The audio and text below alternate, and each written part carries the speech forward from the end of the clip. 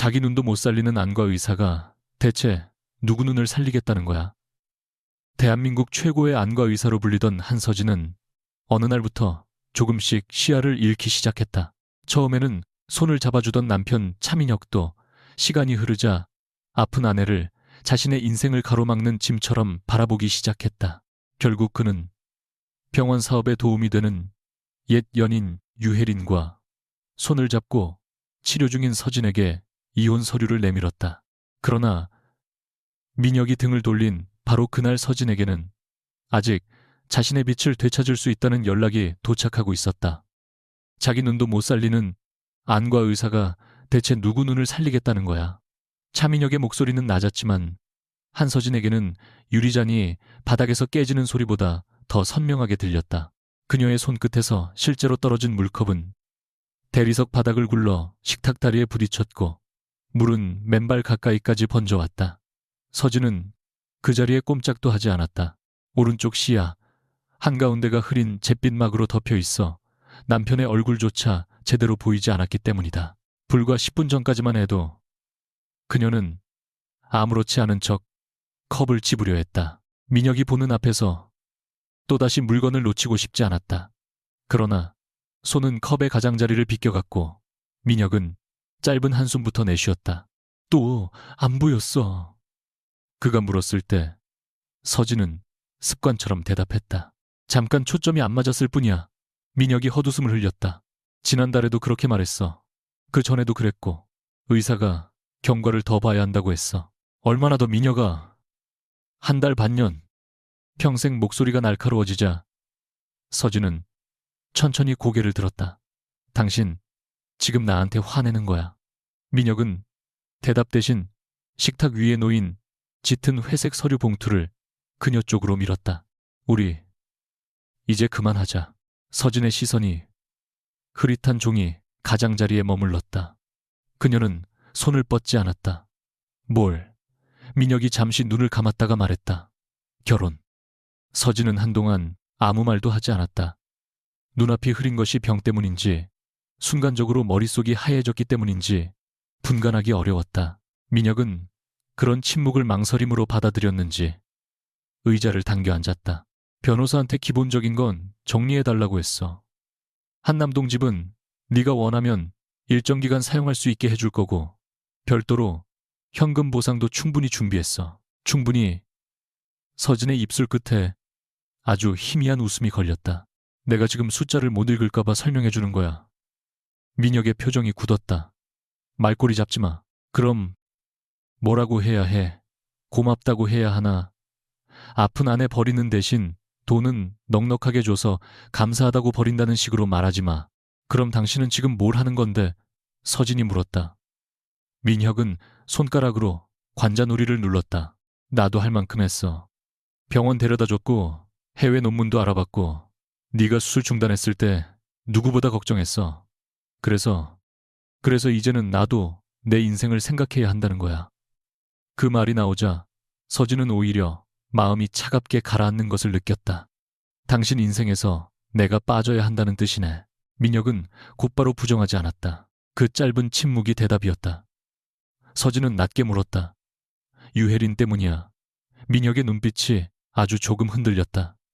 혜린이 얘기는 왜 나와? 지난주 부산 출장 혜린 씨도 같이 갔지. 사업 때문이야. 새벽 2시까지 같은 호텔바에서 하는 사업도 있나 보네. 사람 붙였어. 당신 차 블랙박스에 통화 기록이 남아있었어. 보고 싶어서 본 것도 아니야. 당신 비서가 차량 점검 기록 보내다가 같이 보낸 거니까.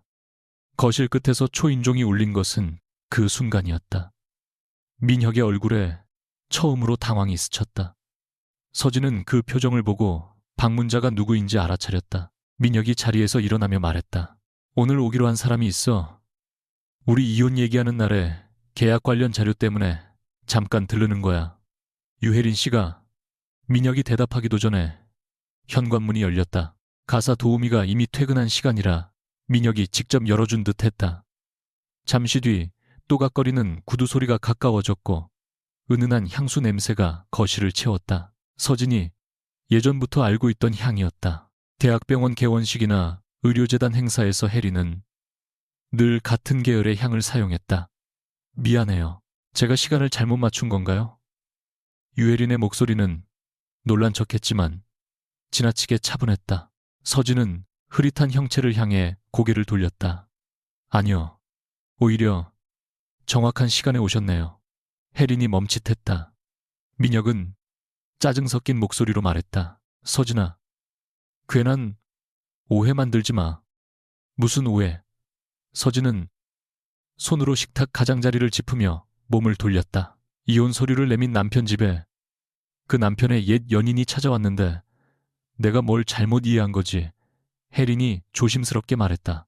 서진 선생님, 저는 정말 업무 때문에 왔어요. 차 대표님과 저희 병원 재단이 논의 중인 공급 계약 때문에요. 알아요. 서진의 목소리는 놀라울 만큼 평온했다. 수백억 원짜리 계약이라는 것도 알고 있고요. 차 메디컬이 그 계약을 얼마나 중요하게 생각하는지도요. 혜리는 잠시 말을 잃었다. 민혁이 끼어들었다. 알면서 왜 이래? 회사 상황까지 감정 문제에 끌어들이지 마. 서진은 그제야 민혁을 똑바로 바라보려 했다.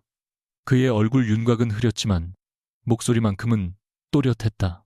감정 문제에 회사를 끌어들인 사람이 정말 나야. 민혁의 인내가 끊어진 것은 그 질문 뒤였다. 그는 자리에서 벌떡 일어나 식탁 위의 서류를 손바닥으로 눌렀다. 그래, 솔직히 말할게. 나 지쳤어. 언제 다시 네가 제대로 볼 수 있을지, 다시 수술실에 설 수 있을지 아무도 모르잖아. 매일 집에 들어오면 네 상태부터 확인해야 하고 약 먹었는지, 계단 괜찮은지, 혼자 병원 갈 수 있는지 신경 써야 해. 처음에는 나도 기다릴 수 있다고 생각했어. 그런데 끝이 없잖아. 서진은 가슴 안쪽에서 무언가 내려앉는 것을 느꼈지만 눈을 피하지 않았다. 그래서 아픈 사람이 귀찮아졌어. 말을 왜 그렇게 해? 당신이 지금 그렇게 말했으니까. 민혁은 턱을 굳게 다물었다. 현실을 보자는 거야. 넌 예전의 한서진이 아니야. 그 순간 거실이 이상할 만큼 조용해졌다. 혜린조차 아무 말도 하지 않았다. 서진은 아주 천천히 되물었다. 예전에 나는 어떤 사람이었는데 당당했고 자기 일 완벽하게 했고 누구 도움도 필요 없었어. 그러니까 당신이 사랑했던 건 나야. 아니면 도움이 필요 없던 나야. 민혁의 얼굴이 굳었다. 서진은 한 걸음 다가서려다 의자 모서리에 무릎이 닿았다. 몸이 흔들리자 민혁이 본능적으로 손을 뻗었지만 그녀가 먼저 식탁을 짚었다. 그리고 그의 손을 거절하듯 말했다. 만지지 마. 그 짧은 말에 민혁의 표정이 더 어두워졌다. 이런 모습 보면서도 내가 아무렇지 않아야 해. 그가 낮게 말했다. 당신은 의사잖아. 안과 의사. 그런데 자기 눈도 못 살리는 안과 의사가 대체 누구 눈을 살리겠다는 거야. 혜린이 작게 숨을 들이켰다. 민혁 자신도 말을 내뱉은 순간 지나쳤다는 걸 알아차린 듯 했지만 사과하지 않았다. 서진은 눈을 깜빡였다. 흐릿한 시야 한가운데에 남편의 실루엣이 검은 얼룩처럼 떠 있었다. 몇 년 전 그녀가 처음 대학병원에서 복잡한 망막 수술을 성공시켰을 때 민혁은 누구보다 자랑스러워했다. 축하 자리에서 그는 사람들에게 자신의 아내가 대한민국에서 가장 믿을 수 있는 눈을 가진 의사라고 말했다. 그때 서진은 그 말을 사랑이라고 믿었다. 이제야 알았다. 그것은 조건이었다. 잘 보고, 잘 판단하고, 잘 해내는 한서진에게만 주어졌던 조건부 존경이었다. 그녀는 식탁 위의 서류를 손끝으로 더듬어 자기 쪽으로 끌어왔다. 펜 어디 있어? 민혁이 미간을 찌푸렸다. 뭐 서명하려고? 지금 감정적으로 하지 마. 서진이 피식 웃었다. 이혼 서류를 준비한 건 당신이고 감정적으로 결정하지 말라는 것도 당신이네. 혜린이 한 발 뒤로 물러섰다. 민혁은 서진 앞에 놓인 펜을 집어 건넸다. 그녀는 펜을 받으려다 손끝이 허공을 스쳤다. 두 번째에야 잡을 수 있었다. 민혁이 잠깐 시선을 내렸다. 서진은 그것을 느꼈다. 동정이었다. 그녀가 가장 견디기 싫어하는 눈빛. 그래서 그녀는 서류를 얼굴 가까이 끌어당겼다. 글씨가 겹쳐 보여 내용을 제대로 읽을 수 없었지만 이미 변호사를 통해 주요 조건을 전달받은 상태였다. 그녀는 자신의 이름이 있어야 할 곳을 손끝으로 확인한 뒤 천천히 서명했다. 한서진. 석자를 쓰는 동안 손은 한 번도 떨리지 않았다. 됐어. 서진이 펜을 내려놓자 민혁은 오히려 말을 잃었다. 아마 그는 그녀가 울거나 이유를 묻거나 몇 달만 기다려달라고 할 거라 생각했을 것이다. 서진은 서류를 그의 앞으로 밀었다. 돈은 필요 없어. 감정 상했다고 받을 걸 포기할 필요 없어.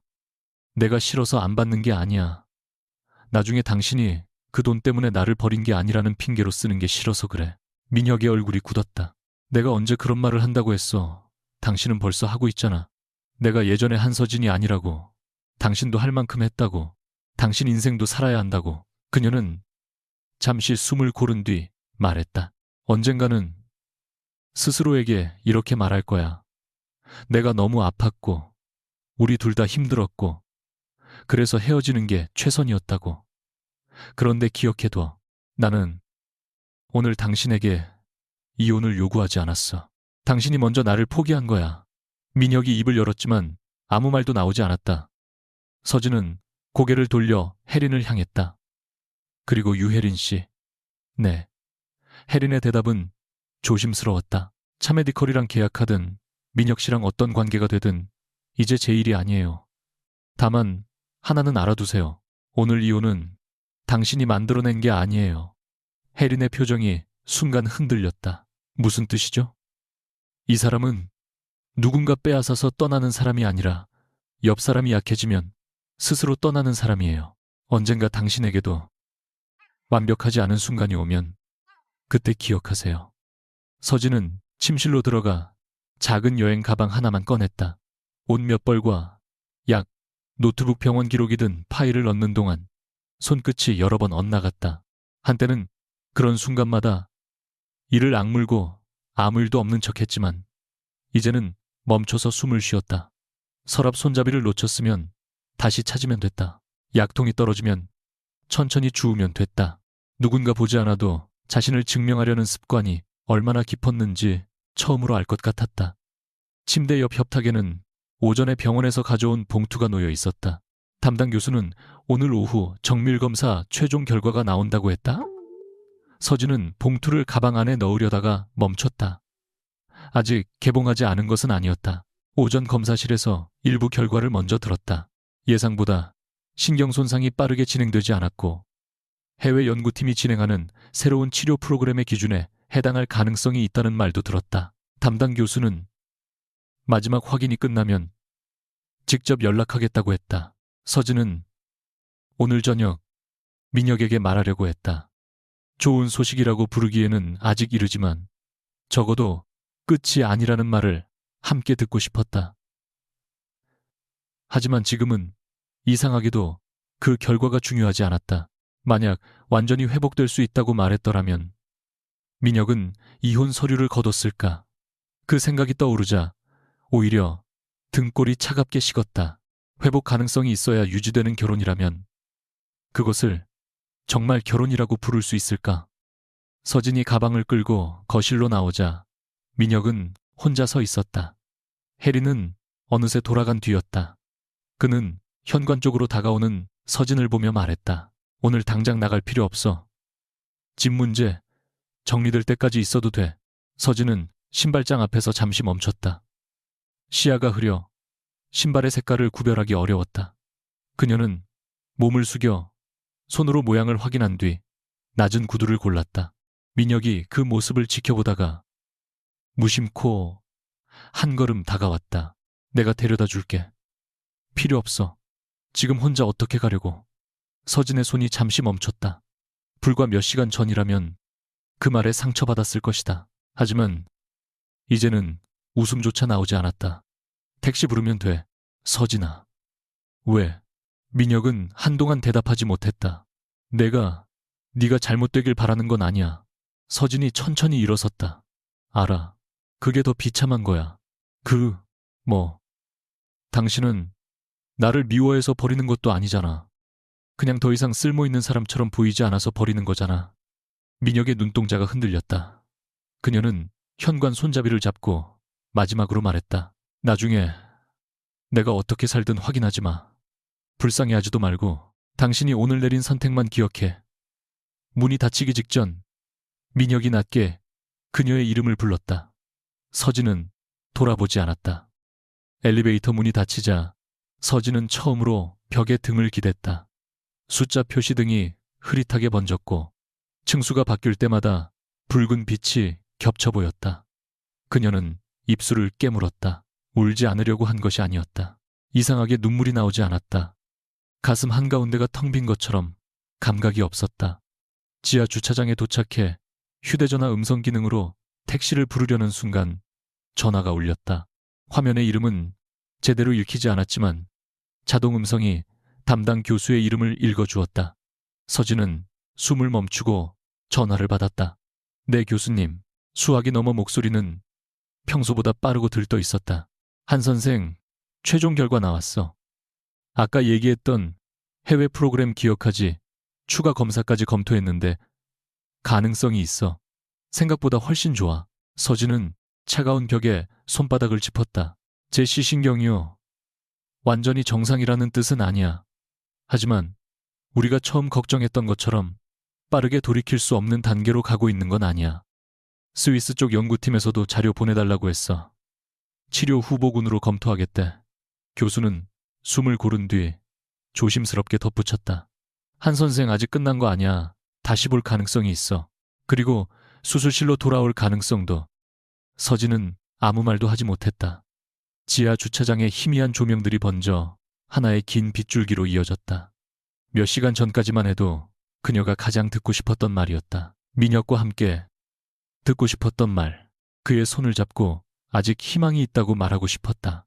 그런데 막상 그 순간이 오자 가장 먼저 떠오른 것은 남편의 얼굴이 아니었다. 수술실의 차가운 조명, 현미경 아래에서 뛰던 작은 혈관, 자신을 믿고 눈을 감았던 환자들의 얼굴이었다. 교수님, 서진이 천천히 말했다. 저 가겠습니다. 저 가겠습니다. 스위스론의 목소리가 처음으로 떨렸다. 하지만 두려움 때문만은 아니었다. 치료도 받고 싶고 그쪽 연구팀이 하는 신경재생 프로젝트도 직접 보고 싶어요. 제가 다시 수술할 수 있게 된다면 예전으로 돌아가고 싶지는 않아요. 교수는 잠시 침묵했다. 그럼 어디로 가고 싶은데? 서진은 흐릿한 빛을 바라봤다. 문득 자신이 환자들에게 수없이 했던 말이 떠올랐다. 지금 보이는 것이 전부가 아닐 수 있다는 말. 지금보다 더 멀리요. 그날 밤 한서진은 남편에게 돌아가지 않았다. 그리고 차민혁은 알지 못했다. 자신이 버린 여자가 절망 속으로 사라진 것이 아니라 바로 그 순간부터 다시 빛을 향해 걷기 시작했다는 것을. 취리 대학병원 연구동의 훈련실에는 실제 수술실보다 더 밝은 조명이 켜져 있었다. 한서진은 현미경 앞에 앉아 인공 안구 모형의 망막 위로 미세한 기구를 움직이다가 세 번째로 손을 멈췄다. 오른쪽 시야의 일정한 지점에서 기구 끝이 사라졌다가 다시 나타났다. 치료를 시작한 지 넉 달이 지났고 급격한 시력 저하는 상당 부분 억제됐다. 왼쪽 눈은 일상생활에 큰 문제가 없을 정도로 회복됐지만 오른쪽에는 작은 암점이 남았다. 문제는 그 작은 빈 공간이 수술대 앞에서는 결코 작지 않다는 것이었다. 불과 몇 밀리미터를 다루는 망막 수술에서 보이지 않는 지점은 환자의 삶을 바꿀 수 있었다. 서진은 장갑 낀 손을 천천히 내렸다. 옆에서 기록을 확인하던 지도교수가 말했다. 또 멈췄군. 서진은 입술을 굳혔다. 기구가 암점으로 들어갔습니다. 그래서 계속 움직였다가는 위치를 놓칠 수 있습니다. 그럼 수술을 포기할 건가? 서진이 고개를 돌렸다. 환자를 위험하게 만들 수는 없습니다. 교수는 잠시 그녀를 바라보다 의자를 끌어왔다. 내가 묻는 건 그게 아니야. 예전과 똑같은 방식으로 수술하지 못한다고 해서 의사 한서진까지 사라져야 하느냐는 거야. 서진은 대답하지 못했다. 한국을 떠날 때 그녀는 치료만 끝나면 원래 자리로 돌아갈 수 있을 거라고 생각했다. 하지만 막상 빛이 돌아오고 나니 더 무서운 것이 기다리고 있었다. 완벽하지 않은 자신을 인정하는 일이었다. 그날 오후 서진은 숙소로 돌아와 한국에서 가져온 수술 기록을 펼쳤다. 화면 확대 기능을 켜자 과거 자신이 집도했던 환자들의 기록이 하나씩 나타났다. 시력을 되찾고 웃던 사람도 있었고, 최선을 다했지만 기대만큼 회복하지 못했던 사람도 있었다. 예전의 서진은 성공률과 정확도를 자신의 자존심처럼 여겼다. 환자 앞에서는 늘 흔들리지 않았고, 동료에게 도움을 청하는 일도 거의 없었다. 그녀는 그 완벽함이 강함이라고 믿었다. 그런데 병이 시작된 뒤에도 같은 방식으로 버텼다. 복도벽이 휘어 보이는 날에도 혼자 병원에 갔고, 집에서 컵을 놓친 날에도 민혁에게 피곤해서 그래 라고 말했다. 도움을 청하면 정말 환자가 된 것 같았고, 환자가 되는 순간 자신이 의사라는 사실까지 사라질 것 같았다. 서진은 오래된 기록 중 한 장에서 손을 멈췄다. 이혼 직전 중단됐던 연구였다. 손상된 망막 조직과 시신경 사이의 신호 전달을 보조하는 미세 수술 기술. 당시에는 기초 단계였지만 이제는 그 논문의 문장들이 전혀 다르게 읽혔다. 의사의 눈이 아니라 환자의 눈으로. 서진은 노트 가장 위에 짧게 적었다. 보이지 않는 부분을 없애는 것만이 치료는 아니다. 남은 시야로 다시 살아갈 수 있게 하는 것도 치료다. 쓰고 나자 가슴 한쪽이 이상하게 뜨거워졌다. 그것은 차민혁에게 버림받던 날 이후 처음 느끼는 종류의 욕심이었다. 6달 뒤 서진은 다시 훈련실 현미경 앞에 앉았다. 이번에는 혼자가 아니었다. 영상공학연구원과 망막 전문의 신경재생 분야 연구자가 그녀 옆에서 실시간 영상을 확인하고 있었다. 서진은 자신의 암점 위치를 숨기지 않았다. 오히려 정확하게 표시해달라고 요청했다. 제가 이 구역을 직접 볼 때 정보가 끊깁니다. 그러니 기구 추적 영상을 여기와 연결해주세요. 연구원이 물었다. 시야, 보조 표시를 더 크게 하면 되겠습니까? 크게 말고 정확하게요. 환자 조직을 가리면 의미가 없어요.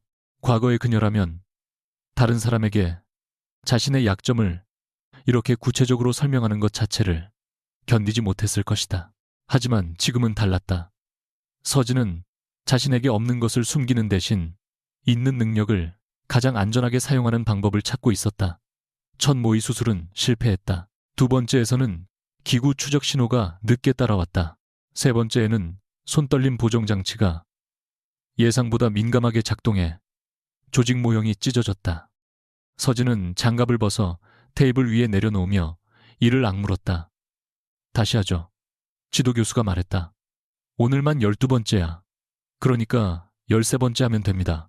이러다 네가 먼저 쓰러져. 서진은 잠시 침묵하다가 예전 같으면 하지 않았을 말을 했다. 그럼 오늘은 여기까지 하겠습니다.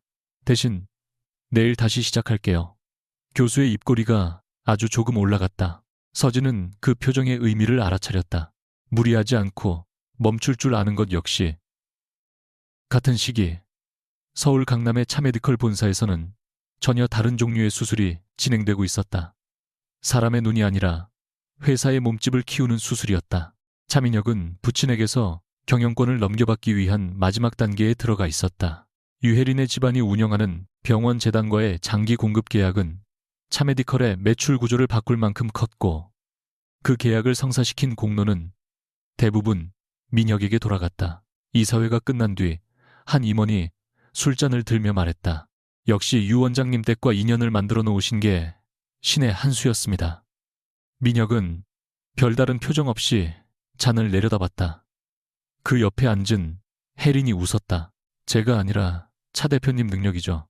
겉으로 보면 둘은 완벽한 동맹처럼 보였다. 실제로 이혼 후 몇 달 지나지 않아 함께 있는 사진이 언론에 몇 번 잡혔고, 양쪽 집안에서도 두 사람의 관계를 굳이 부인하지 않았다. 하지만 민혁은 갈수록 이상한 공허함을 느꼈다. 혜린과의 대화에는 언제나 숫자와 조건이 붙었다. 어느 병원에 몇 대를 공급할지, 어떤 언론사에 인터뷰할지, 어느 행사에 같이 참석하는 것이 유리할지. 어느 날 혜린이 무심하게 말했다. 다음 달 우리 재단 행사에는 같이 가야 해요. 사람들, 이제 우리 관계 거의 다 알고 있잖아요. 민혁이 서류에서 눈을 떼지 않은 채 대답했다. 그날 일정 있어. 한서진 선생님이었으면 일정을 바꿨겠죠. 민혁의 손이 멈췄다. 혜리는 곧바로 웃으며 말을 돌렸지만 그날 밤 민혁은 아주 오래전에 서진이 수술 논문을 읽다가 소파에서 잠들었던 모습을 떠올렸다. 그리고 기억을 지우듯 늦게까지 회사에 남았다. 서진의 이름은 한국에서 점점 사라졌다. 대학병원 홈페이지에서 그녀의 프로필이 내려갔고 학회 발표자 명단에서도 더 이상 찾을 수 없었다. 어느 저녁 민혁의 비서가 과거 의료자문 계약서를 정리하다 조심스럽게 물었다. 한서진 선생님 관련 서류는 어떻게 처리할까요? 민혁은 모니터에서 눈을 떼지 않았다. 보관 규정대로 해. 해외로 나가신 이후 소식이 거의 없으시더군요. 그 말에 민혁은 키보드를 두드리던 손을 멈췄다. 왜 그런 걸 찾아봤어? 비서가 당황했다. 찾아본 건 아닙니다. 예전에 자문을 맡으셨던 연구 프로젝트가 종료됐다는 문서가 같이 들어와서요. 민혁은 서류를 받아들었다. 제목에는 망막과 시신경 재건 연구라는 문구가 있었다. 몇 년 전 서진이 식탁에서 밤새 자료를 읽던 기억이 어렴풋이 떠올랐다. 그는 당시 그녀가 무슨 연구를 하는지 제대로 묻지 않았다. 서진이라면 알아서 잘할 것이라 믿었고 나중에는 어차피 수술을 못하게 됐으니 연구도 끝났을 것이라 생각했다. 폐기하지 말고. 알히. 민혁은 말을 하다 스스로 멈췄다. 보관해. 비서가 나간 뒤 그는 인터넷 검색창에 한서진의 이름을 입력했다. 오래된 학회 기사와 결혼 당시 사진만 나왔다. 최근 기록은 없었다. 민혁은 화면을 한참 바라보다 창을 닫았다. 마음 한구석에서 무언가 찔렸지만 그는 그것을 죄책감이라고 부르지 않았다. 그저 이미 끝난 사람에 대한 순간적인 궁금증이라고 생각했다. 그로부터 1년 뒤 스위스의 한 수술실에서 서진은 다시 사람의 눈앞에 앉아 있었다. 지도교수가 주 집도이였고 그녀는 보조 역할이었다. 환자는 교통사고 후 망막과 주변 신경 조직이 복합적으로 손상된 젊은 남자였다. 기존 방식만으로는 예후를 장담하기 어려웠다. 수술 중 미세 출혈이 생기자 현미경 화면 한쪽에서 조직 경계가 흐려졌다. 교수의 손이 잠시 멈췄다. 서진은 영상 보조 장치에서 나타나는 신호를 확인하고 말했다. 아래쪽 경계는 살아있습니다. 조금 더 안쪽에서 접근할 수 있어요. 그롬이가 확신해. 직접 시야만 보면 불명확하지만 추적 데이터는 유지되고 있습니다. 교수는 그녀를 믿었다. 수술은 예상보다 길어졌지만 필요한 처치는 끝났다. 며칠 뒤 환자가 손가락 움직임을 구별하기 시작했다는 보고를 들었을 때 서진은 병원 복도 한가운데서 한참 서 있었다. 예전 같으면 성공한 수술 기록부터 확인했을 것이다. 하지만 이번에는 환자가 처음 빛을 느꼈을 때 어떤 기분이었을지가 먼저 떠올랐다. 그녀 자신이 치료 후 창문 밖 산등성이를 다시 선명하게 봤던 날처럼. 그날 연구팀 회의에서 서진은 새로운 제안을 내놓았다. 장치를 수술 보조용으로만 만들지 말고 신경 손상 부위를 실시간으로 구분하는 기능까지 확장하고 싶습니다. 특히 외상성 손상에요. 한 연구원이 웃으며 말했다. 한 선생은 치료받으러 왔다가 프로젝트 방향을 바꿔버리는군요. 서진도 웃었다. 환자가 의사한테 가르쳐주는 것도 많으니까요. 제가 그 환자였을 뿐이에요. 시간이 흐르면서 연구팀은 새로운 미세수술 보조 장치를 완성해갔다. 몇 번의 임상 적용에서 좋은 결과가 나오자 여러 의료기관과 의료기기 회사가 관심을 보였다. 그 중에는 한국 기업도 있었다. 연구 책임자가 서진에게 제안서 한 장을 건넸다. 차메디컬이라는 회사에서 접촉해왔어. 아시아 독점 유통권을 원한다는데 조건이 상당히 좋아. 서진의 손이 종이 위에서 멈췄다. 차메디컬. 바탄. 단거란 그 많은 새해 가까이 입 밖으로 꺼내지 않았던 이름이었다. 연구 책임자는 그녀의 표정을 살피며 물었다. 아는 회사인가? 서진은 짧게 대답했다. 압니다. 관심 있나? 그녀는 조건표를 천천히 읽었다. 선급금도 컸고 연구비 지원 규모도 파격적이었다. 사업적인 관점만 보면 거절하기 어려운 제안이었다. 하지만 아래쪽 조항에 독점 공급과 가격 결정권에 관한 문구가 있었다. 서진은 서류를 덮었다. 독점 계약은 반대합니다. 금액 때문이야. 아니요. 그녀는 잠시 생각한 뒤 말했다. 이 기술이 필요한 환자 대부분은 선택할 시간이 없는 사람들이에요. 사고로 눈을 다쳤거나 이미 손상이 진행 중인 사람들입니다. 특정 회사가 시장을 독점하면 병원마다 접근성 차이가 커질 수 있어요. 책임자가 고개를 끄덕였다. 그럼 어떤 조건을 원하는데 여러 병원이 쓸 수 있도록 비독점 라이선스를 기본으로 하고 싶어요. 가격도 일정 수준 이상 올라가지 못하게 해야 하고요. 기업들은 좋아하지 않을 텐데. 서진은 담담하게 웃었다. 좋아하라고 만든 기술은 아니잖아요. 보게 하려고 만든 거죠. 마이슨, 서울에서는 그 무렵 민혁과 혜린의 관계가 사실상 끝나고 있었다. 유혜린의 재단이 경쟁 의료기기 업체와 별도 협상을 시작하면서 둘의 이해관계가 정면으로 충돌했다. 민혁은 그녀를 사무실로 불러 계약서를 테이블 위에 던졌다. 이게 뭐야? 혜린은 놀라지도 않았다. 사업이죠. 우리 회사와 우선 협상 조항이 있어. 영구적으로 묶여있다는 조항은 없어요. 민혁이 차갑게 웃었다. 결국 당신도 필요한 만큼 얻었으니 다른 데 보는 건가? 혜린의 표정이 굳었다. 그 말 당신이 할 자격 있어요. 뭐 사람이 필요할 때는 가까이 두고 필요 없어지면 놓는 거. 나보다 당신이 먼저 했잖아요. 민혁의 눈빛이 싸늘해졌다. 혜린은 자리에서 일어나 가방을 들었다. 그래도 난 적어도 한서진 선생님처럼 병들었다고 당신을 버리진 않았어요. 우리 관계가 끝나는 건 서로의 이해관계가 끝났기 때문이지. 그녀는 문 앞에서 멈춰 돌아봤다. 가끔 궁금했어요. 그 사람 정말 완전히 못 보게 됐을까? 당신은 한 번이라도 알아봤어요. 문이 닫힌 뒤 민혁은 혼자 남았다. 그는 곧바로 비서를 부르지 않았다. 검색창도 열지 않았다. 알아보는 순간 자신이 알고 있던 이야기가 달라질 수 있다는 두려움을 그때의 그는 아직 인정하고 싶지 않았다. 세 번째 겨울이 지나갈 무렵 서진은 서울행 비행기 좌석에 앉아 있었다. 그녀를 초청한 곳은 국내 최고 수준의 안과 전문센터였다. 복합 외상과 신경망막 재건 분야를 확대하면서 해외에서 활동하던 의료진을 영입하고 있었고 서진에게 새 센터의 핵심 역할을 제안했다. 다만 정식 발표 전까지 이름은 철저하게 비공개로 하기로 했다. 병원 측은 그녀가 최근 성공시킨 고난도 수술들이 언론의 관심을 지나치게 받고 있어 환자 진료에 방해가 될 것을 우려했다. 해외 학회에서 동료들이 붙여준 별명까지 한국 기사에 등장하기 시작했다. 빛을 되돌리는 손. 서진은 그 표현을 좋아하지 않았다. 자신이 빛을 만들어내는 사람은 아니기 때문이다. 그녀가 할 수 있는 것은 아직 남아있는 가능성을 찾아 연결해주는 것뿐이었다. 창밖으로 구름이 갈라지고 한반도의 땅이 보이기 시작했을 때 서진은 무의식적으로 오른쪽 눈을 한번 감았다 떴다. 암점은 여전히 있었다. 사라지지 않았다. 하지만 이제 그것 때문에 고개를 돌리지 않았다. 그녀는 태블릿을 켜 서울에서 기다리고 있는 첫 환자들의 기록을 넘겼다.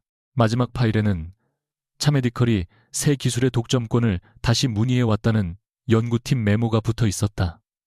서진은 잠시 그 이름을 바라보다 화면을 껐다. 새해 전 그녀는 서울을 떠나며 다시는 차민혁의 삶에 자신을 증명하러 돌아오지 않겠다고 결심했다. 그 약속은 지금도 변하지 않았다. 다만 아직 알지 못했다. 서울로 돌아온 그녀의 첫 번째 계절이 끝나기도 전에 자신의 손끝에 차민혁의 남은 빛이 맡겨질 것이라는 사실을. 사고는 차민혁이 서울 외곽의 의료기기 공장에서 돌아오던 밤에 일어났다. 차메디컬이 새로 추진하는 고정밀 수술 장비 생산 라인을 직접 확인한 뒤 본사로 복귀하던 길이었다. 민혁은 뒷좌석에서 태블릿 화면을 넘기며 해외 연구팀과의 기술 제휴 보고서를 읽고 있었다. 몇 달째 협상이 지지부진한 바로 그 기술이었다. 이름도 공개되지 않은 핵심 연구자들이 독점 유통을 완강하게 거부하고 있다는 문장이 눈에 들어오자 그는 미간을 찌푸렸다. 조건을 다시 올려 앞좌석의 비서가 뒤돌아보며 말했다. 이미 상당히 높습니다. 연구팀 쪽에서는 금액보다 공급 방식 자체가 문제라고 합니다. 민혁은 차갑게 대답했다. 세상에 가격 없는 조건은 없어. 바로 그 순간 맞은편 차선에서 미끄러진 화물차가 중앙선을 넘어왔다. 운전기사가 급하게 핸들을 꺾었고 금속이 찢어지는 굉음과 함께 차체가 옆으로 밀렸다. 민혁은 무엇인가가 터지는 소리를 들었다. 유리창이 산산이 부서지며 얼굴 쪽으로 쏟아졌다. 그는 본능적으로 눈을 감았지만 늦었다. 날카로운 통증이 오른쪽 눈 주변을 찔렀고 머리가 좌석에 부딪혔다. 몇 초 뒤 다시 정신을 붙잡았을 때 세상은 이상하게 조용했다. 그는 눈을 뜨려 했다. 그러나 보이는 것은 검은 바탕 위에 퍼지는 희미한 빛뿐이었다.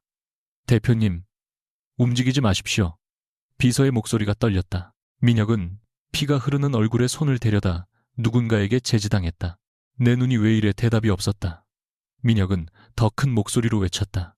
나 지금 왜 안 보여?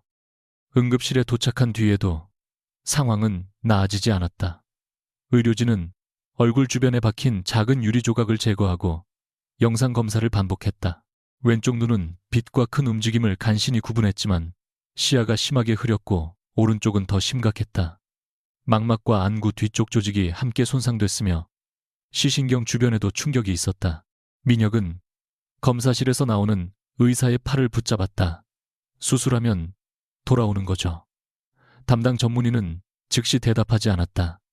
그 침묵이 민혁을 더 불안하게 했다. 얼마가 들든 상관없습니다. 필요한 사람 다 불러요. 회장님, 금액 문제가 아닙니다. 그럼 뭐가 문제예요? 손상 위치가 복잡합니다. 일반적인 방식으로 접근했다가 남아있는 기능까지 잃을 가능성이 있습니다. 민혁의 손이 의사의 소매를 더 세게 움켜쥐었다. 그래서 그냥 기다리겠다는 겁니까?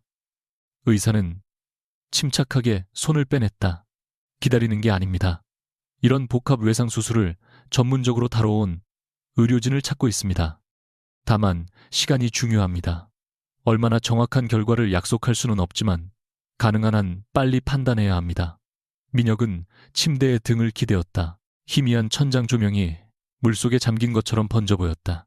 문득 오래전 서진이 집에서 말했던 문장이 떠올랐다. 의사가 경과를 더 봐야 한다고 했어.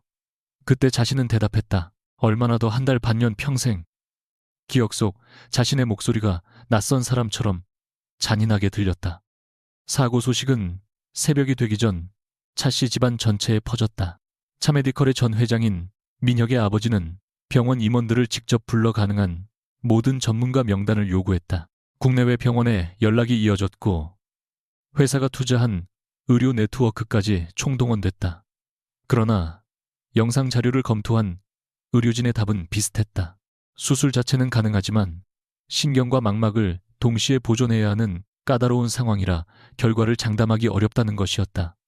그때 안과 센터장이 조심스럽게 한 사람을 언급했다. 최근 한국에 돌아온 전문가가 있습니다. 복합 외상성 망막 손상과 신경 재건을 주로 다뤘습니다. 전 회장이 즉시 물었다. 누굽니까? 정식 영입 발표 전이라 병원에서도 신원을 공개하지 않고 있습니다. 해외에서 고난도 수술 몇 건을 맡은 뒤 학회에서 별명이 붙었습니다. 별명이 뭔데요? 센터장이 짧게 망설이다 말했다. 빛을 되돌리는 손이라고 부릅니다. 병실에서 그 말을 들은 민혁은 헛웃음을 냈다. 평소 같으면 그런 별명을 마케팅 문구라고 비웃었을 것이다. 하지만 지금은 달랐다. 그 사람 불러요. 회장님, 먼저 기록을 검토해야 합니다. 보내요. 지금 당장. 수술 여부는 그분이 결정합니다. 그럼 민혁의 얼굴이 굳었다. 우리 병원에 필요한 장비가 있으면 다 준비하고 해외에서 가져와야 하면 가져오세요. 센터장은 조용히 대답했다. 이번에는 회사가 선택하는 입장이 아닙니다. 의사가 환자를 받을지 결정해야 합니다. 민혁은 처음으로 아무 말도 하지 못했다. 같은 시각 한서진은 서울의 새 센터에서 첫 주 야간 회의를 마치고 있었다. 정식 취임 발표는 아직 열흘 넘게 남아 있었고 병원 내부에서도 일부 의료진만 그녀가 합류했다는 사실을 알고 있었다. 연구팀과 새 수술 장비 적용 기준을 논의하던 중 응급 협진 요청이 들어왔다. 당직 교수가 두꺼운 전자기록을 그녀에게 전달했다. 교통사고 환자입니다. 유리 파편에 의한 안구 주변 외상과 망막 손상이 같이 있습니다. 시신경 주변 충격도 의심되고요. 서진은 즉시 화면을 확대했다. 환자 이름은 개인정보 보호를 위해 초기 검토 단계에서 가려져 있었다. 그녀는 영상을 한 장씩 넘기며 자세를 고쳐 앉았다. 오른쪽이 더 심하네요. 네. 다른 병원에서는 접근이 지나치게 위험하다고 봤습니다. 완전히 불가능한 건 아니에요. 서진은 손상된 부위를 손가락으로 표시했다. 여기 남은 조직을 최대한 보존하면서 접근하면 가능성이 있습니다. 다만 시신경 손상이 얼마나 진행됐는지는 열어보기 전까지 알 수 없어요. 당직 교수가 물었다. 교수님이 직접 맡으실 수 있습니까? 서진은 잠시 침묵했다. 이런 질문을 받을 때마다 오른쪽 눈에 암점이 의식됐다. 하지만 이제 그녀는 그 사실을 숨기지 않았다. 영상 추적 장비를 같이 사용해야 합니다. 제가 볼 수 없는 영역은 보조 시스템으로 확인하고 신경 쪽은 신경안과 팀이 함께 들어와야 합니다. 제 혼자 하는 수술이 아니에요. 환자 측은 무엇이든 하겠다고 합니다. 서진은 화면에서 시선을 떼지 않았다. 환자 측이 뭘 원하는지는 그 다음 문제예요. 먼저 이 눈에 무엇이 필요한지 판단합시다. 새벽 3시가 가까워서야 서진은 최종 검토를 끝냈다. 임상 데이터와 사고 당시 영상 응급 처치 기록을 다시 확인한 뒤 그녀는 수술을 맡겠다고 결정했다. 다만 가족에게 성공을 약속해서는 안 된다는 조건을 명확히 했다. 남아있는 시력을 지키는 것조차 쉽지 않았고 수술이 기술적으로 잘 끝난다고 해서 시신경이 원하는 만큼 회복한다는 보장도 없었다. 서진은 수술 계획서를 들고 직접 병실로 향했다. 문 앞에서 간호사가 환자 이름을 확인하며 말했다. 차민혁 환자분입니다. 서진의 발이 그대로 멈췄다. 몇 초 동안 주변의 소리가 모두 멀어지는 것 같았다. 그녀는 손에 든 파일을 내려다봤다. 검은 글자가 또렷하게 보였다. 차민혁. 새해 동안 한 번도 직접 입 밖으로 부르지 않은 이름이었다. 간호사가 이상하다는 듯 물었다. 교수님, 괜찮으세요? 서진은 숨을 천천히 내쉬었다. 네. 하지만 손끝은 차가워져 있었다. 그녀는 문을 열기 전에 잠시 눈을 감았다. 새해 전 식탁 위에 이혼 서류, 바닥에 떨어진 물컵, 자신을 바라보던 민혁의 동정 섞인 눈빛이 한꺼번에 떠올랐다. 그리고 마지막에는 그의 목소리가 들렸다. 자기 눈도 못 살리는 안과 의사가 대체 누구 눈을 살리겠다는 거야? 서진은 눈을 떴다. 문손잡이를 잡은 손에 더 이상 힘이 들어가지 않았다. 병실 안에서 민혁은 침대 등받이에 기대앉아 있었다. 얼굴 한쪽에는 보호장치가 붙어 있었고 오른쪽 눈 주변은 붕대로 가려져 있었다. 왼쪽 눈도 선명하게 볼 수 없는 듯 누군가 들어오는 기척이 들리자 얼굴만 그쪽으로 돌렸다. 전문의입니까? 서진은 대답하지 못했다.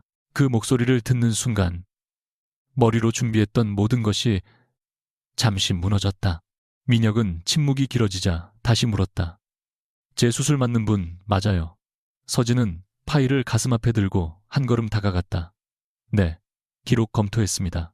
민혁의 몸이 갑자기 굳었다. 얼굴에 핏기가 사라지는 것이 붕대 아래에서도 보일 정도였다. 그는 천천히 고개를 들었다. 그 목소리, 서진은 움직이지 않았다. 민혁이 왼쪽 눈을 크게 뜨려고 했지만 그녀의 얼굴은 희미한 윤곽으로밖에 보이지 않는 듯했다. 한서진 그의 목소리가 갈라졌다. 서진은 차분하게 대답했다. 오랜만이네요. 차민혁 씨. 민혁은 마치 누군가 목을 조른 사람처럼 숨을 삼켰다. 네가 왜 여기 있어? 제가 이 센터 소속이라서요. 아니, 그게 아니라 내 눈은, 그는 말을 끝내지 못했다. 서진의 눈빛이 아주 조금 차가워졌다. 제 눈이 왜요? 민혁은 입술을 열었다 닫았다. 새해 전 자신이 무슨 말을 했는지 떠올랐기 때문이다. 서진은 침대 옆 의자를 끌어앉았다. 감정적인 이야기는 나중에 하죠. 지금은 시간이 중요합니다. 그녀는 수술 계획서를 펼쳤다. 오른쪽 눈의 망막 손상이 가장 심하고 주변 조직도 같이 다쳤습니다. 왼쪽 눈도 충격을 받았지만 상대적으로 상태가 낫습니다. 우선 오른쪽에 남아있는 기능을 최대한 보존하고 손상 부위를 안정시키는 게 목표예요. 민혁은 설명을 듣고도 한동안 말이 없었다. 그러다 갑자기 물었다. 네가 직접 수술하는 거야. 제가 주 집도의입니다. 다른 전문팀도 함께 들어갑니다. 다른 의사로 바꿀 수 있어. 서진의 눈썹이 아주 조금 움직였다. 예상과 달리 너무 쉽게 나온 대답에 민혁이 당황했다. 서진은 계속 말했다. 다만 현재 상태와 이 수술에 필요한 장비를 고려하면 선택지가 많지는 않습니다. 다른 병원으로 전원할 수도 있지만 지연 위험은 환자 측에서 감수해야 합니다.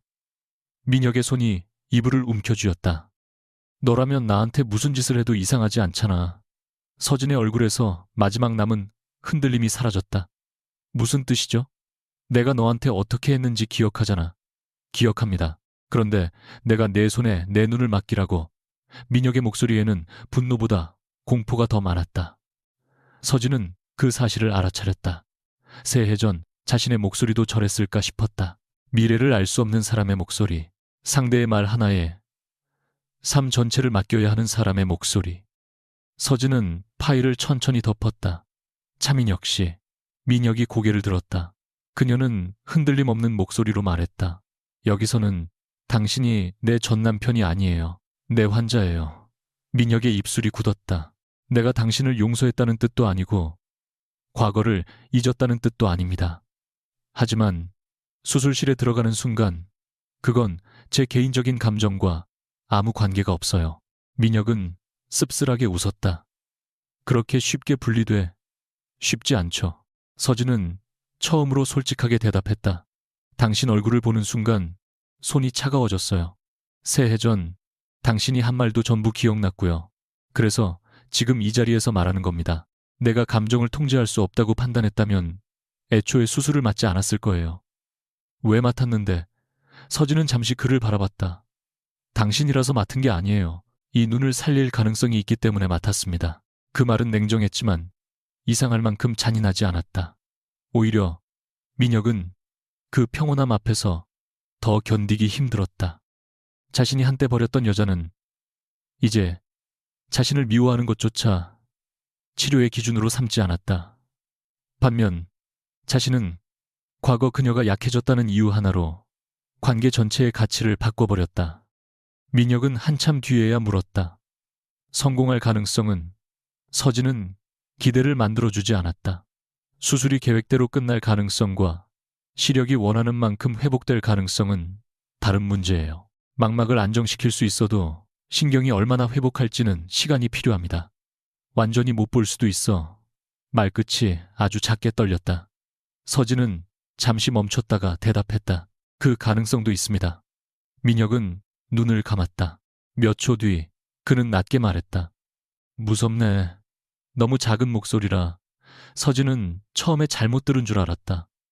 민혁은 손으로 침대 난간을 더듬었다. 내일 눈을 떴는데 아무것도 안 보일까봐 무서워. 서진의 가슴 안쪽에서 오래된 통증이 움직였다. 과거의 자신도 수없이 그런 밤을 보냈다. 아침에 눈을 떴을 때 천장이 보일지 남편 얼굴이 보일지 다시 현미경 앞에 앉을 수 있을지 알 수 없었던 밤들. 하지만 그때 민혁은 그 두려움을 기다림의 피로로만 이해했다. 대신 의사로서 말했다. 지금은 모르는 걸 억지로 확신하려 하지 마세요. 오늘 할 수 있는 것부터 하면 됩니다. 민혁은 천천히 고개를 돌렸다. 너도 그때 이렇게 무서웠어. 질문이 병실을 가르고 지나갔다. 서진의 표정이 굳었다. 잠시 후 그녀는 자리에서 일어났다. 내일 수술 전까지 금식하시고 추가 검사 결과 나오면 다시 설명드리겠습니다. 서진아, 환자로서 필요한 게 있으면 의료진에게 말씀하세요. 내 질문에 대답 안 했어. 서진은 문 앞에서 멈췄다. 그러나 돌아보지는 않았다. 네, 무서웠어요. 짧은 대답이었다. 당신이 생각했던 것보다 훨씬 많이. 문이 닫히고 나서도 민혁은 오랫동안 움직이지 않았다. 희미한 빛밖에 들어오지 않는 왼쪽 눈앞에서 과거의 장면들이 오히려 더 선명하게 떠올랐다. 서진이 집 안에서 벽을 짚던 모습, 약통을 떨어뜨리고도 아무렇지 않은 척 웃던 모습, 병원 검사 결과를 기다리며 혼자 소파에 앉아있던 모습. 그는 그때마다 자신이 피곤하다고 생각했다. 그녀가 자신의 삶을 무겁게 만든다고 생각했다. 그런데 지금 침대 옆 물컵 위치조차 정확히 알 수 없는 상태가 되자 그 모든 장면의 의미가 바뀌었다. 그는 손을 뻗어 테이블을 찾다가 컵을 건드렸다. 플라스틱 컵이 바닥으로 떨어져 굴러갔다. 민혁은 얼어붙었다. 새해 전 대리석 바닥을 굴러가던 서진의 컵과 똑같은 소리였다. 그때 그는 한숨부터 쉬었다. 지금은 그 작은 소리 하나만으로도 가슴이 조여왔다.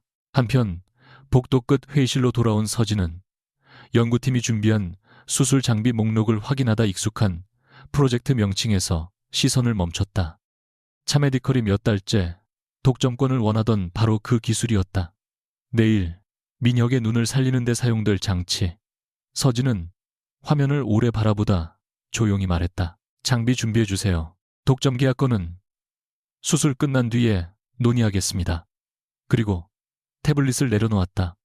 내일 그녀는 자신을 버린 남자의 눈을 수술할 것이다. 하지만 그보다 더 중요한 것은 따로 있었다. 새해 전 차민혁이 쓸모없다고 판단했던 그녀의 손이 이제 그의 남은 빛을 지킬 수 있는 가장 중요한 손이 되었다는 사실이었다.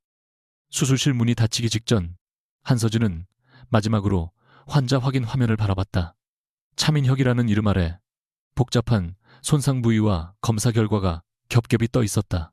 오른쪽 망막 일부는 충격으로 들려 있었고 유리 파편이 지나간 주변 조직은 미세하게 찢어져 있었다. 시신경 근처의 부종까지 고려하면 단순히 손상 부위를 봉합하는 것만으로는 부족했다. 서진은 장갑을 낀 두 손을 천천히 들어올렸다. 놀랍게도 떨림은 없었다. 몇 시간 전 병실에서 민혁의 목소리를 들었을 때만 해도 손끝이 차갑게 굳었지만 수술복을 입고 현미경 앞에 앉는 순간부터 감정은 다른 곳으로 밀려났다. 그녀의 오른쪽 시야 한쪽에는 여전히 작은 암점이 있었다. 과거라면 그것을 누구에게도 들키지 않으려고 몸의 각도를 바꾸고 시선을 억지로 움직였을 것이다. 그러나 지금 그녀는 수술 보조팀에게 먼저 말했다. 제 오른쪽 시야 보조구역 다시 확인해 주세요. 기구가 표시 영역 안으로 들어가면 바로 알려주세요. 영상 담당 연구원이 대답했다. 추적 신호 정상입니다. 신경안과 전문의가 물었다. 준비됐습니까? 서진은 화면을 바라보며 짧게 고개를 끄덕였다. 시작하겠습니다. 누구도 그녀가 이 환자의 전처였다는 사실을 몰랐다. 아니, 지금 이 방에서는 알 필요조차 없었다. 수술대 위에 누워있는 사람은 배신한 남편이 아니라 아직 남아있는 빛을 잃을 위험에 놓인 한 명의 환자였다. 첫 번째 고비는 예상보다 빨리 찾아왔다. 손상된 망막 주변을 정리하던 중 미세 출혈이 생기면서 시야가 순식간에 흐려졌다. 서진은 기구를 멈추고 화면을 확대했다. 흡인 조금만 낮춰주세요. 조직 당기지 마세요. 보조의가 곧바로 조절했다. 신경안과 전문의가 긴장된 목소리로 말했다. 시신경 쪽 압력도 올라가고 있습니다. 알고 있어요. 지금 무리해서 들어가면 남은 기능까지 위험합니다. 수술실 공기가 팽팽하게 굳었다. 화면 한쪽에서 기구 끝이 서진의 암점 구역으로 들어가려는 순간 보조 표시가 켜졌다. 예전 같으면 그녀는 자존심 때문에 혼자 해결하려 했을 것이다. 그러나 서진은 망설이지 않았다. 윤 선생님, 지금부터 그 지점 직접 봐주세요. 제가 시야 보조받겠습니다. 옆에 있던 전문의가 잠시 그녀를 바라보다 곧바로 위치를 확인했다. 기구 끝 손상 경계에서 약간 위입니다. 그대로 두세요. 서진은 그의 정보를 받아 손목 각도를 미세하게 조정했다. 좋아요. 그 상태 유지합니다. 몇 분 뒤 출혈은 잡혔고 불안정하던 조직도 조금씩 제자리를 찾기 시작했다. 그 순간 서진은 아주 짧게 생각했다. 새해 전의 자신이라면 이 수술을 할 수 없었을지도 모른다고. 눈이 나빠서가 아니었다. 약점을 드러내는 것을 실패라고 생각했기 때문이다. 지금 그녀는 혼자 완벽한 의사가 아니었다. 대신 누구보다 정확하게 자신의 한계를 알고 그것을 팀의 능력과 연결할 수 있는 의사가 되어 있었다. 수술은 6시간을 넘겼다. 가장 위험한 순간은 시신경 주변 손상 부위를 안정시키는 단계였다. 서진은 자신이 연구에 참여한 미세 수술 장치를 연결했다. 화면 위에 남아있는 신경 반응과 손상 경계가 표시되자 보조의가 조용히 감탄했다. 신호가 생각보다 남아 있습니다. 서진은 숫자를 확인하며 말했다. 그러니까 더 욕심내면 안 돼요. 살아있는 걸 살리는 게 먼저입니다. 한 연구원이 물었다. 추가 접근하면 시야 회복 가능성을 조금 더 높일 수도 있습니다. 서진은 즉시 고개를 저었다. 가능성과 욕심은 다릅니다. 여기서 더 들어가면 남은 신호를 잃을 수도 있어요. 그녀는 한때 결과를 완벽하게 만들기 위해 자신의 몸까지 밀어붙이던 사람이었다. 그러나 환자가 된 뒤 알게 됐다. 의사가 원하는 최고의 결과와 환자가 실제로 감당해야 할 위험 사이에는 분명한 선이 있다는 것을. 서진은 마지막 처치를 끝내고 기구를 빼냈다. 수술실 안에 긴 숨이 흘렀다. 망막은 안정됐습니다. 망막은 안정됐습니다. 신경안과 전문의가 모니터를 확인했다. 신경 반응도 수술 전보다 나쁘지 않습니다. 누군가 작게 안도했지만 서진은 웃지 않았다. 아직 성공이라고 하지 마세요. 그녀는 장갑을 벗으며 단호하게 말했다. 오늘 우리가 한 건 가능성을 지킨 겁니다. 실제로 얼마나 보게 될지는 회복 과정이 말해줄 거예요. 그리고 수술실 문을 나서는 순간에야 벽에 손끝을 잠깐 댔다. 긴장이 풀리자 다리에 힘이 빠졌다. 그러나 눈물은 나오지 않았다. 그저 한 명의 환자에게 할 수 있는 일을 끝냈다는 묵직한 피로만 남아 있었다. 민혁이 의식을 완전히 회복했을 때 양쪽 눈은 두꺼운 보호대로 가려져 있었다. 그는 본능적으로 손을 올리려다가 간호사에게 제지당했다. 만지시면 안 됩니다. 수술은요. 목소리가 갈라졌다. 수술 자체는 계획대로 끝났습니다. 보이게 됩니까? 간호사는 잠시 머뭇거리다가 말했다. 그 부분은 교수님께서 직접 설명하실 겁니다. 민혁은 이를 악물었다. 예전 같으면 확답을 하지 않는 사람에게 화부터 냈을 것이다. 지금은 화를 내는 것조차 두려웠다. 확실하지 않다는 말 뒤에 정말 아무것도 보지 못하는 미래가 기다릴까봐. 얼마 뒤 문이 열리고 서진의 발소리가 들렸다. 이상하게도 그는 이제 그 소리를 구별할 수 있었다. 깨어났네요. 그녀가 가까이 오자 민혁이 먼저 물었다. 어떻게 됐어? 서진은 침대 옆에서 기록을 확인했다. 손상된 망막은 안정시켰고 시신경 주변 압박도 줄였습니다. 남아있는 기능을 지키는 데 필요한 처치는 했어요. 그래서 얼마나 보여? 지금은 답할 수 없습니다. 대충이라도. 차민혁 씨, 서진의 목소리가 낮아졌다. 회복은 거래 조건이 아니에요. 숫자 하나로 확정해서 줄 수 있는 게 아닙니다. 민혁은 입술을 다물었다. 과거 자신이 그녀에게 얼마나 오래 걸리냐고 따져 물었던 기억이 떠올랐다. 서진은 그가 침묵하자 조금 부드러운 어조로 덧붙였다. 오늘은 수술이 끝났다는 것만 생각하세요. 앞으로 며칠 동안 반응을 보면서 하나씩 확인할 겁니다. 민혁은 잠시 숨을 고르다가 물었다. 네가 끝까지 했어네. 왜? 서진은 대답하지 않았다. 나 미웠잖아. 그가 말했다. 서진은 기록지를 내려놓으며 담담하게 답했다. 미워하는 것과 환자를 버리는 건 같은 일이 아니니까요. 며칠 동안 민혁은 시간을 잃었다. 눈을 가린 상태에서는 아침과 밤을 구분하는 일조차 쉽지 않았다. 누군가 커튼을 여는 소리와 병실 복도에서 들리는 식사 카트 소리로 시간을 짐작했다. 혼자 물을 마시려다 컵을 놓치는 날도 있었고 화장실까지 몇 걸음 되지 않는 거리를 간호사의 팔에 의지해야 했다. 첫날 그는 이를 악물고 도움을 거부했다. 혼자 갈 수 있습니다. 간호사가 침착하게 말했다. 지금은 넘어지면 더 위험합니다. 팔만 잡지 마세요. 그러나 2걸음 뒤에 침대 모서리에 정강이가 부딪혔다. 민혁의 얼굴이 굳었다. 간호사는 아무 말 없이 다시 손을 내밀었다. 그제야 그는 천천히 팔을 맡겼다. 그 순간 새해 전집안에서 서진이 식탁을 더듬던 모습이 떠올랐다. 자신은 그녀에게 언제까지 일해야 하느냐고 물었다. 어느 날은 회사 회의가 있다며 검사 결과를 기다리는 그녀를 병원에 혼자 두고 떠났다. 당시에는 그것이 특별히 잔인한 일이라고 생각하지 않았다. 서진은 늘 강했고 혼자서도 잘했기 때문이다. 이제야 민혁은 깨달았다. 강한 사람이 도움을 청하는 순간에는 이미 혼자 버틴 시간이 아주 길었을 수도 있다는 것을. 밤이 되면 더 힘들었다. 보호대 아래에는 완전한 어둠뿐이었다. 그는 잠들었다가도 갑자기 깨어 손가락을 움직였다. 혹시 눈을 떴는데 세상이 영원히 검은색일까봐 숨이 막혔다. 그리고 그때마다 오래전 서진이 한밤중에 자신을 깨우며 미녀가 불 켜져 있어 라고 물었던 장면이 떠올랐다. 그는 그날 피곤하다는 이유로 켜져 있으니까 자라고 대답하고 등을 돌렸다. 일주일 뒤 보호대를 단계적으로 풀기 시작했을 때 민혁은 손바닥에 땀이 날 정도로 긴장했다. 간호사가 왼쪽 눈의 보호막을 먼저 제거했고 서진은 약간 떨어진 곳에 서서 반응을 지켜봤다. 눈, 천천히 뜨세요. 민혁은 몇 번이나 눈꺼풀을 움직이다가 겨우 떴다. 처음에는 하얀 빛만 보였다. 그가 숨을 삼켰다. 아무것도 안 보여. 조금 기다리세요. 서진의 목소리가 들렸다. 몇 초 뒤 하얀 빛 속에서 흐릿한 회색 선이 생겼다. 창틀이었다. 그 아래로 사람의 형체가 움직였다. 사람이 보여. 민혁의 목소리가 떨렸다. 간호사가 작게 웃었다. 좋습니다.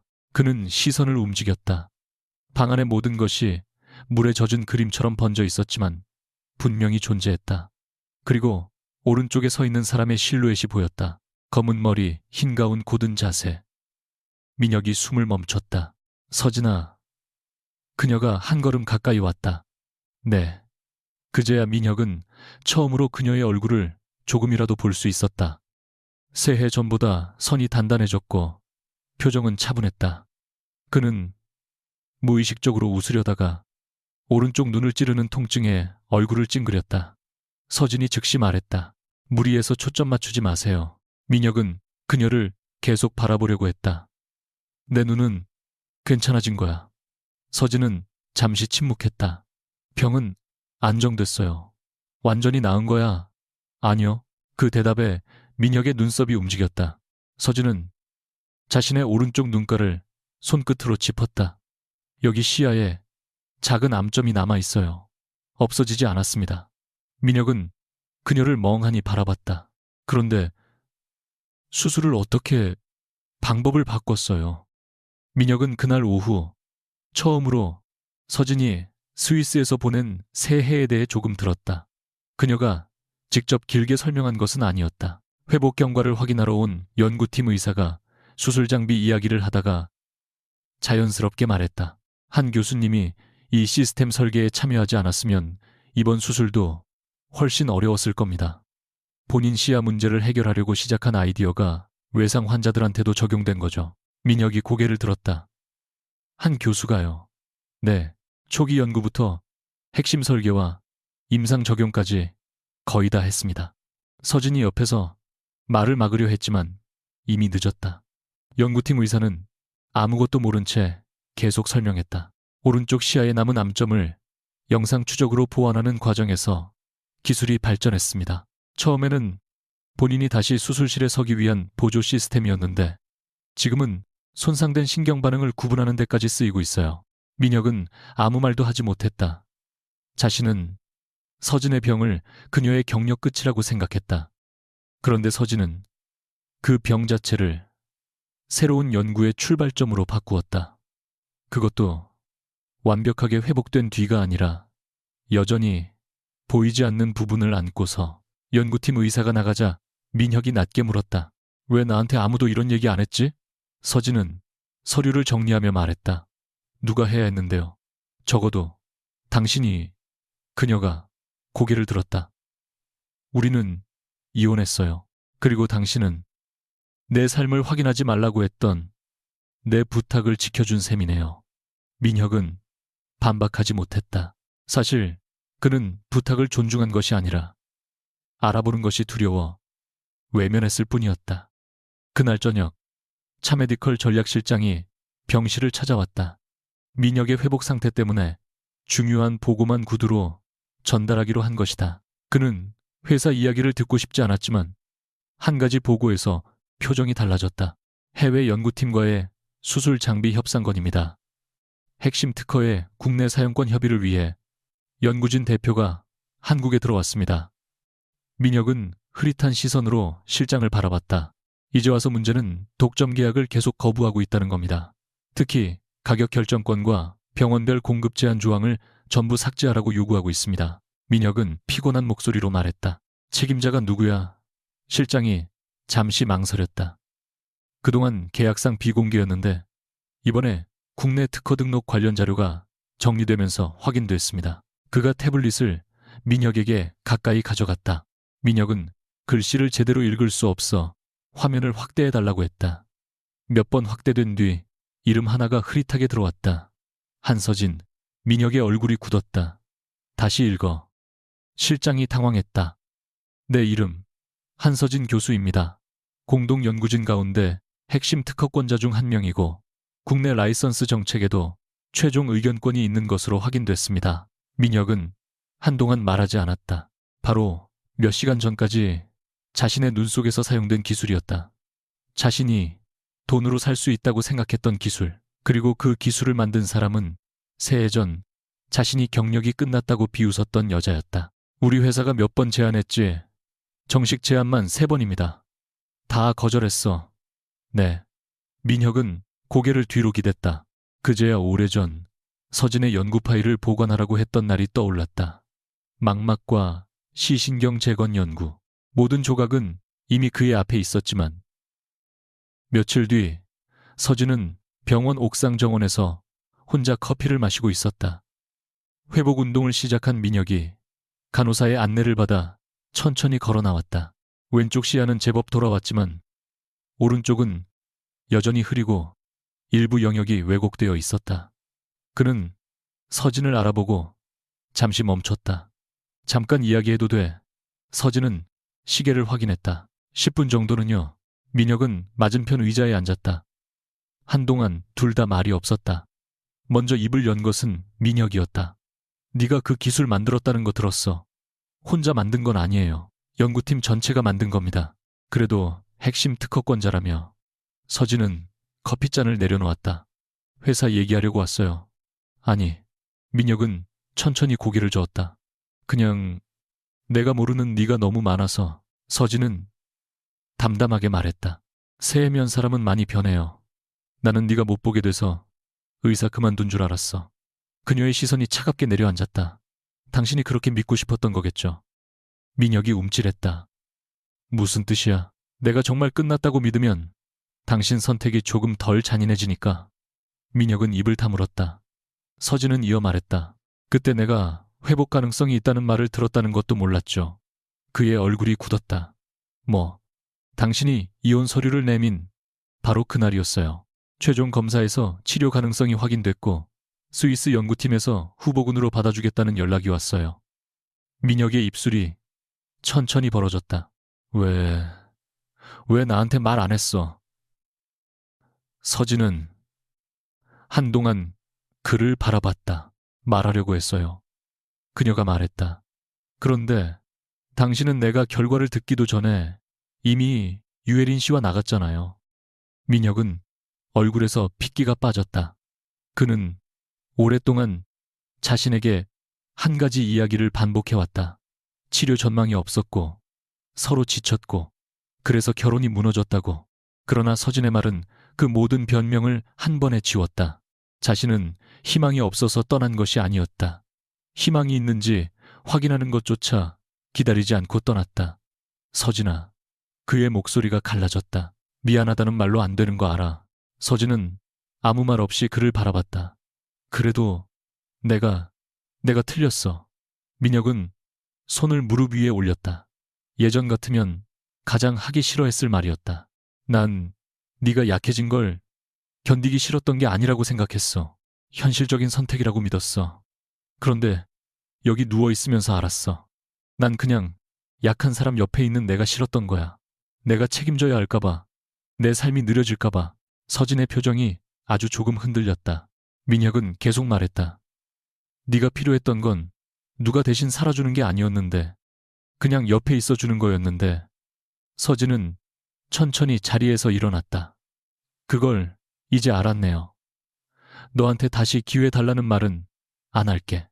아직은 그 마지막 두 글자에 서진의 눈빛이 다시 차가워졌다.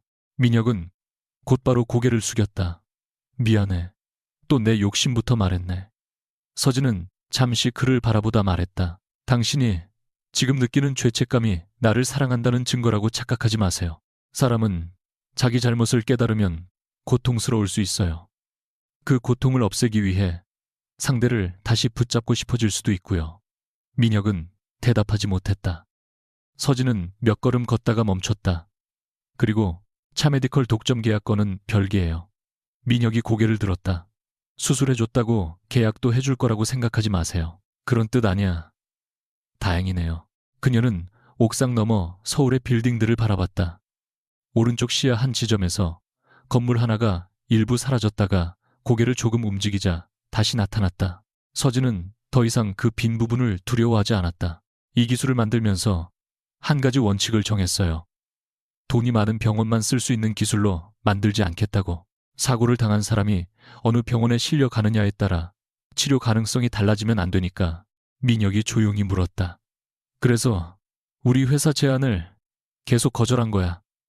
네. 나 때문에 서진은 그를 돌아봤다. 아니요. 그게 당신이 아직도 이해 못하는 부분이에요. 그녀의 목소리는 차분했다. 내 결정의 중심에 더 이상 당신이 없어요. 민혁은 그 말을 듣고 아무 대답도 하지 못했다. 서진은 먼저 문 쪽으로 걸어갔다. 뒤에서 민혁이 불렀다. 서진아. 그녀가 멈추자 그가 말했다. 그래도 내 눈 살려줘서 고마워. 서진은 잠시 침묵하다 고개만 아주 조금 돌렸다. 아직 다 회복된 거 아니에요. 재활 빠지지 마세요. 차민혁 환자분. 그리고 그대로 문 안으로 사라졌다. 민혁은 흐릿한 시야로 그녀가 있던 자리를 오래 바라봤다. 이제 그는 조금씩 세상을 다시 볼 수 있었다. 그러나 아이러니하게도 시력이 돌아올수록 더 선명하게 보이는 것은 자신의 과거였다. 그리고 처음으로 이해하기 시작했다. 한서진이 자신을 살린 것은 아직 사랑해서가 아니라 더 이상 자신과 같은 사람이 되지 않기로 선택했기 때문이라는 것을. 차민혁의 시력이 일상생활을 혼자 감당할 수 있을 정도로 돌아오기까지는 2달이 더 걸렸다. 왼쪽 눈은 가까운 글자를 천천히 읽을 수 있을 만큼 회복됐지만 오른쪽에는 여전히 왜곡된 영역이 남아 있었다. 그는 처음으로 재활 치료를 한 번도 빠지지 않았다.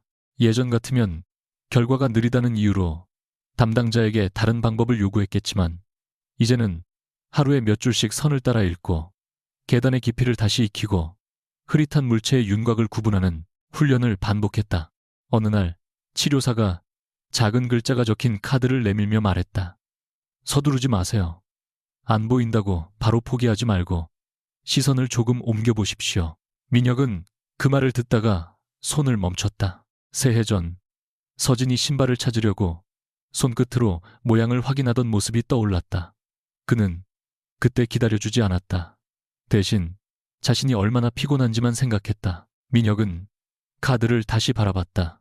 글자는 여전히 흐렸지만 고개를 약간 돌리자 한 글자씩 형태가 잡혔다. 그는 아주 늦게 깨달았다. 보이지 않는다고 해서 사라진 것은 아니었다. 자신이 보려고 하지 않았을 뿐인 것들도 있었다. 한서진의 두려움, 그녀의 자존심, 그리고 마지막까지 남아있던 희망이 그랬다.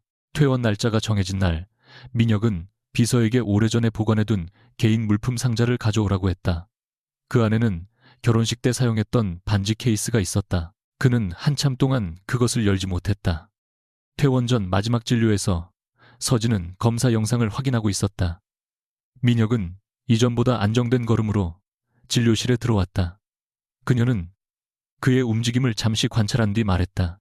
왼쪽은 예상보다 잘 올라왔어요. 오른쪽은 일부 왜곡이 남을 가능성이 큽니다. 야간 운전은 당분간 피하고 정기적으로 신경 반응 확인해야 해요. 민혁은 웃지도 않고 고개를 끄덕였다.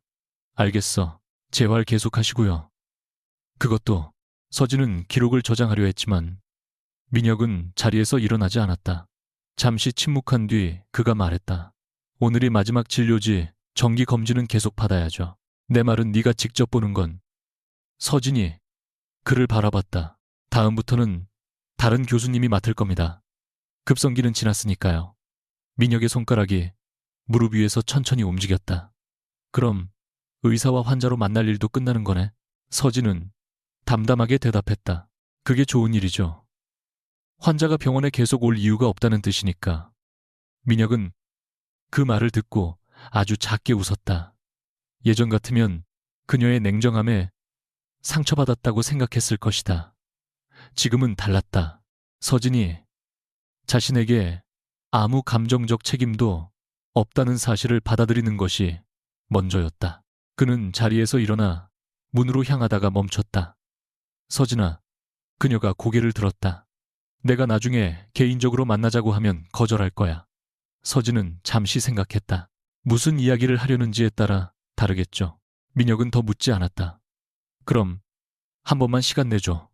그녀는 바로 답하지 않았지만 며칠 뒤 짧은 메시지 하나를 보냈다.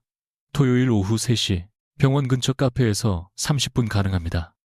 토요일 민혁은 약속 시간보다 15분 먼저 도착했다. 예전에 그는 사람을 기다리는 쪽보다 기다리게 하는 쪽에 익숙했다. 그러나 그날은 서진이 문을 열고 들어올 때까지 단 한 번도 시계를 재촉하듯 보지 않았다. 서진은 흰 셔츠 위에 짙은 코트를 걸치고 있었다. 의사 가운이 아닌 차림의 그녀를 보는 것은 새해만이었다. 민혁은 순간적으로 과거의 기억과 현재의 모습을 겹쳐봤다. 하지만 곧 시선을 내렸다.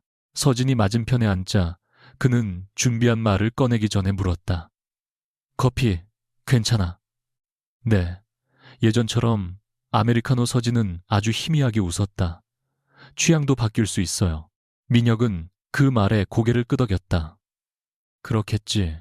커피가 나온 뒤 그는 한동안 컵을 만지작거리다가 작은 상자를 테이블 위에 올렸다. 서진의 시선이 그곳에 머물렀다. 이게 뭔지 알아요. 민혁은 상자를 열었다. 오래된 결혼 반지가 안에 있었다. 다시 끼워달라는 뜻으로. 그냥 내미는 건 아니야. 그는 서진이 뭐라고 하기 전에 서둘러 덧붙였다. 나도 이제 그런 식으로 말하면 안 된다는 건 알아. 내가 미안하다고 해서 네가 돌아와야 하는 것도 아니고 내가 후회한다고 해서 네 상처가 없어지는 것도 아니고. 서진은 조용히 듣고 있었다. 민혁은 숨을 고른 뒤 말했다. 그래도 한 번은 제대로 말하고 싶었어. 그때 난 너를 사랑한다고 생각했지만 사실 내가 사랑한 건 내가 자랑할 수 있는 너였어. 잘 보고 잘 판단하고 누구에게도 기대지 않는 한서진. 네가 흔들리자 나는 네가 아니라 내 삶이 망가지는 것처럼 굴었어. 서진의 손가락이 커피잔 가장자리에서 멈췄다. 민혁은 처음으로 변명을 붙이지 않았다. 혜린 때문이었다고 말할 수도 없고 회사 때문이었다고도 못해. 둘 다 핑계였어. 내가 선택했어. 네가 힘든 순간에 옆에 있지 않는 걸 내가 선택한 거야. 그의 목소리가 낮아졌다. 사고 나고 눈을 가리고 누워있으면서 처음 며칠은 계속 네 생각만 났어. 그런데 그게 사랑이라고 생각했다가 네가 했던 말을 떠올렸어. 죄책감이 너무 아파서 너를 다시 붙잡고 싶은 걸 사랑이라고 착각하지 말라고 했잖아. 서진의 눈빛이 아주 조금 흔들렸다. 민혁은 그 반응을 보고도 기대하지 않았다. 그래서 기다렸어. 내가 정말 원하는 게 뭔지. 그리고 이제는 알아. 난 네가 돌아오면 좋겠어. 하지만 네가 돌아오지 않아도 그걸 받아들여야 한다는 것도 알아. 그는 반지 상자를 서진 쪽으로 아주 조금 밀었다. 회사도 자리도 필요하면 내려놓을 수 있어. 내가 지켜야 한다고 믿었던 것들이 사실 그렇게 중요한 게 아니었다는 걸 알았어. 아주 오래 걸리더라도 다시 시작할 기회를 주면 좋겠어. 서진은 반지를 내려다봤다. 새해 전이라면 그 말을 듣고 마음이 흔들렸을지도 모른다. 그러나 지금 그녀가 느끼는 것은 사랑보다 더 조용한 감정이었다. 한때 사랑했던 사람이 마침내 자신의 잘못을 정확히 보고 있다는 안도였다. 그것은 재결합의 이유가 아니었다. 부둔 재결합의 이유가 아니었다. 민혁 씨, 서진이 처음으로 그의 이름을 아주 차분하게 불렀다. 당신이 변한 건 알아요. 적어도 예전처럼 자기 잘못을 상황 탓으로 돌리진 않으니까. 민혁은 말없이 그녀를 바라봤다. 그리고 솔직히 말하면 그걸 확인해서 다행이라고 생각해요. 내가 한때 사랑했던 사람이 끝까지 자기 선택을 모르는 사람으로 남지 않아서. 그 말에 민혁의 눈에 아주 잠깐 희망이 스쳤다. 그러나 서진은 반지 상자를 닫았다. 그렇다고 다시 시작할 수 있다는 뜻은 아니에요. 민혁의 표정이 굳었지만 그는 끼어들지 않았다. 나는 그 결혼 안에서 너무 오랫동안 내가 약해지면 사랑받을 자격도 없어지는 사람처럼 살았어요. 병이 시작된 뒤에도 당신에게 솔직하게 도움을 청하지 못했던 건 내 잘못이 맞아요. 내가 너무 자존심이 셌고 무너지지 않는 모습을 보여줘야만 사랑받을 수 있다고 믿었으니까. 서진은 잠시 시선을 내렸다. 하지만 내가 그 사실을 깨닫게 된 뒤에도 다시 당신 곁으로 돌아가면 결국 내 삶의 다음 장도 당신과의 관계를 중심으로 쓰게 돼요. 나는 그렇게 하고 싶지 않아요. 민혁이 어렵게 물었다. 아무리 내가 달라져도 당신이 달라지는 건 당신을 위한 일이에요. 내가 보상으로 돌아가야 할 이유는 아닙니다. 서진은 상자를 그의 앞으로 다시 밀었다. 이 반지는 우리가 사랑했다는 증거일 수는 있어요. 하지만 다시 사랑해야 한다는 명령은 아니에요. 그날 대화가 끝난 직후 민혁은 회사로 돌아가지 않았다. 하지만 월요일 아침 차메디컬 본사에서는 더 큰 문제가 기다리고 있었다. 전략회의가 시작되자 해외 사업 담당 임원이 긴장된 얼굴로 서류를 나눠줬다. 망막 신경 재건 수술 장비에 국내 라이선스 협상 결과가 도착했습니다. 민혁은 서류 첫 장을 천천히 읽었다. 이제는 확대하지 않아도 큰 글자는 볼 수 있었다. 독점 공급 제한, 최종 거절. 회의실이 술렁였다. 한 임원이 말했다. 조건을 다시 올리면 가능성이 있지 않겠습니까? 국내 독점권만 확보하면 향후 몇 년간 관련 시장을 사실상 선점할 수 있습니다. 다른 임원이 곧바로 덧붙였다. 기술력이 이미 검증됐습니다. 회장님, 수술 사례까지 공개되면 시장 반응은 더 커질 겁니다. 민혁은 마지막 페이지까지 넘겼다. 연구팀이 제시한 조건은 분명했다. 여러 의료기관에 비독점 방식으로 공급하고 일정 범위 안에서 사용 비용을 제한하며 응급 외상 환자를 치료하는 지역 거점 병원에도 기술을 제공한다는 내용이었다. 회의실 누군가가 불만스럽게 말했다. 이런 방식이면 우리에게 돌아오는 이익이 지나치게 적습니다.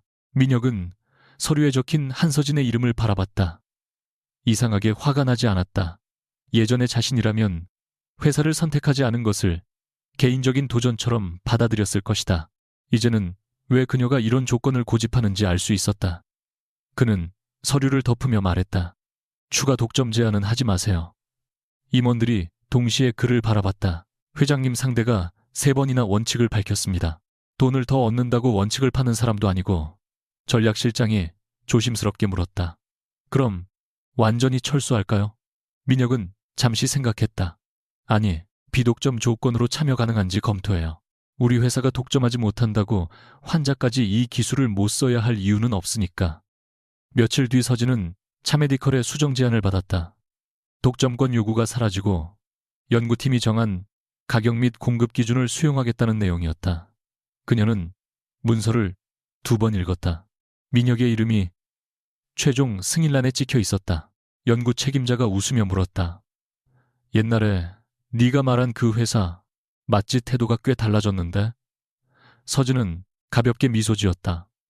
사람도 가끔은 배우나 봐요. 그럼 계약할까? 서진은 잠시 생각하다 고개를 끄덕였다. 조건이 같다면 다른 회사와 똑같이 검토하면 됩니다. 더 우대할 필요도 배제할 필요도 없어요. 그 선택 역시 민혁을 위한 것이 아니었다.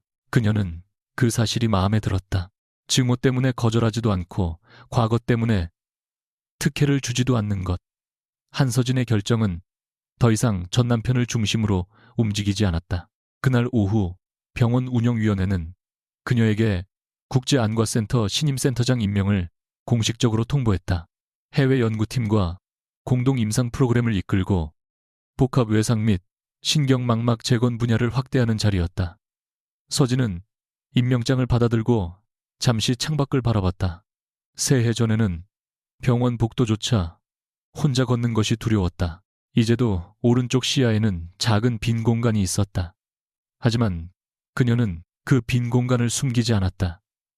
오히려 그것이 자신을 여기까지 데려온 일부라고 생각했다. 취임식 날 병원 대강당에는 의료진과 연구자, 환자 가족 협력기관, 관계자들이 모였다.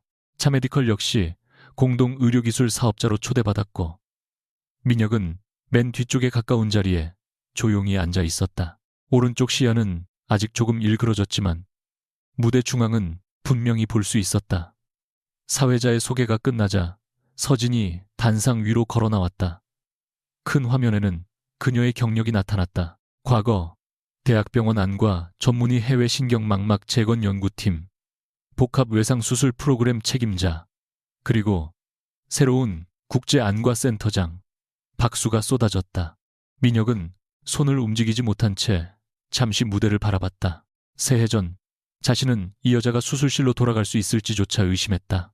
이제 그녀는 자신뿐 아니라 자신이 운영하는 회사보다 더 중요한 기준을 의료 현장에 제시하는 사람이 되어 있었다. 서진은 마이크 앞에서 말했다. 저는 한동안 시력을 잃을지도 모른다는 두려움 속에서 살았습니다. 그때까지 저는 의사는 환자를 돕는 사람이고 환자는 도움을 받는 사람이라고 생각했습니다. 그런데 직접 환자가 되어보니 알게 됐습니다. 도움을 받는다고 해서 사람이 약해지는 것이 아니라는 걸요. 강당이 조용해졌다. 완벽하게 보이지 않아도 살아갈 수 있고 혼자 할 수 없는 일이 있어도 자신의 가치는 줄어들지 않습니다. 그래서 이 센터가 환자에게 단지 시력을 돌려주는 곳이 아니라 다시 자신의 삶을 선택할 수 있게 해주는 곳이 되었으면 합니다. 행사가 끝난 뒤 민혁은 사람들이 빠져나가는 로비에서 서진을 기다렸다. 그녀가 몇몇 의료진과 인사를 나눈 뒤 그를 발견했다. 민혁이 천천히 다가왔다. 축하해. 고마워요. 그는 잠시 망설이다가 말했다. 회사 계약건도 들었어. 비독점 조건으로 진행하는 거. 네. 솔직히 예전 같으면 이해 못했을 거야.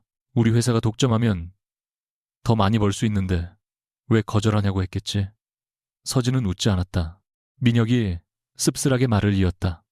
그래도 한 가지는 아직 이해가 안 돼. 뭔데요? 그는 그녀를 바라봤다. 사고 후 처음으로 이렇게 선명하게 그녀의 얼굴을 볼 수 있었다. 내 눈은 살려줬잖아. 그런데 왜 우리는 살려주지 않는 거야? 질문은 원망처럼 들리지 않았다. 오히려 마지막으로 확인하고 싶은 사람의 목소리였다. 서진은 잠시 아무 말도 하지 않았다. 그리고 조용히 대답했다. 당신 눈은 사고로 다쳤으니까 치료할 수 있었어요. 민혁의 눈동자가 흔들렸다. 서진은 흔들림 없이 이어 말했다. 하지만 우리 결혼은 사고로 망가진 게 아니에요. 당신의 선택으로 죽었어요. 내가 약해졌을 때 기다리지 않기로 한 선택. 내가 어떤 사람인지 확인하기 전에 떠나기로 한 선택. 사랑보다 편한 삶을 고른 선택 때문에요. 그녀는 아주 희미하게 숨을 내쉬었다. 나는 3년 전에 죽은 걸 수술하지 않아요. 민혁은 한동안 아무 말도 하지 못했다. 이상하게도 그 대답을 듣는 순간 가슴은 아팠지만 더 이상 억울하지 않았다. 이것이 자신이 받아야 할 결말이라는 생각이 들었다. 서진은 그를 미워해서 떠나는 것이 아니었다. 이미 자기 삶을 선택했기 때문에 돌아오지 않는 것이었다. 민혁은 천천히 고개를 끄덕였다. 알겠어. 서진은 조금 놀란 눈으로 그를 봤다. 그는 이번에는 웃었다. 이번에는 정말 알아들었어. 그는 더 이상 그녀를 붙잡지 않았다. 두 사람은 짧게 인사한 뒤 서로 다른 방향으로 걸었다. 민혁은 로비 유리문에 비친 자신의 모습을 보았다. 오른쪽은 여전히 조금 흐렸고 빛은 예전처럼 완벽하지 않았다. 그러나 그는 처음으로 그것을 실패라고 생각하지 않았다. 잃어버린 것이 남아있어도 살아갈 수 있다는 말을 이제 이해했다. 반대편에서 서진은 센터로 향하는 복도를 걸었다. 오른쪽 시야 한 부분에서 지나가던 사람이 잠깐 사라졌다가 그녀가 고개를 조금 움직이자 다시 나타났다. 서진은 멈추지 않았다. 새해 전 그녀는 빛을 잃을까 두려워 사랑까지 붙잡으려 했다. 지금의 그녀는 알고 있었다. 자신을 비추는 빛은 누군가의 사랑이나 인정에서 오는 것이 아니었다. 한때 자신을 쓸모없는 사람이라고 말했던 남자는 이제 그녀가 살려낸 눈으로 그녀의 뒷모습을 바라보고 있었다. 그리고 한서진은 더 이상 누구에게도 자신이 보일 가치가 있는 사람이라는 사실을 증명할 필요가 없었다.